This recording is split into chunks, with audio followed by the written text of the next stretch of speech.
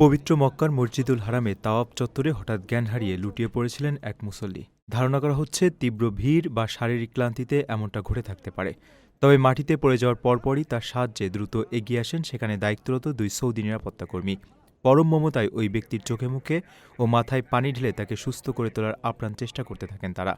কাবা চত্বরের এই মানবিক দৃশ্যের একটি ভিডিও সম্প্রতি সামাজিক যোগাযোগ মাধ্যমে ছড়িয়ে পড়েছে, যা ছুঁয়ে গেছে লাখো মানুষের হৃদয়। ভিডিওতে দেখা যায় এক মুসল্লি কাবা চত্বরের সাদা মার্ভেল পাথরের উপর অচেতন অবস্থায় শুয়ে আছেন। এ সময় দ্রুত তার কাছে ছুটে আসেন এক নিরাপত্তাকর্মী।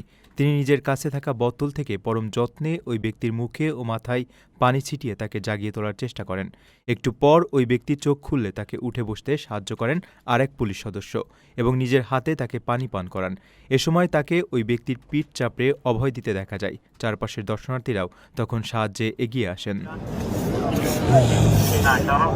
নেটিজেনরা ওই নিরাপত্তাকর্মীর দায়িত্ববোধ ও মানবিক আচরণের ভূয়সী প্রশংসা করছেন। পবিত্র মক্কা ও মদিনায় আগত লাখো মুসল্লির নিরাপত্তায় দিনরাত কাজ করেন সৌদি আরবের এসব নিরাপত্তাকর্মী। রোদ বৃষ্টি বা তীব্র ভিড় উপেক্ষা করে তারা যেভাবে মুসল্লিদের সেবা দিয়ে যান, এই ভিডিওটি যেন তারই এক অনন্য দৃষ্টান্ত। আপনার স্বপ্নগুলো আকাশ ছুবে প্রবাসীর হেলিকপ্টারের মাধ্যমে। বিয়ে, জন্মদিন অথবা যে কোনো বিশেষ প্রয়োজনে হেলিকপ্টার ভাড়া করতে যোগাযোগ করুন স্ক্রিনে দেয়া নাম্বারে। প্রবাসীর হেলিকপ্টার, নিরাপদ ও সাশ্রয়ী বাহনের বিশ্বস্ত নাম।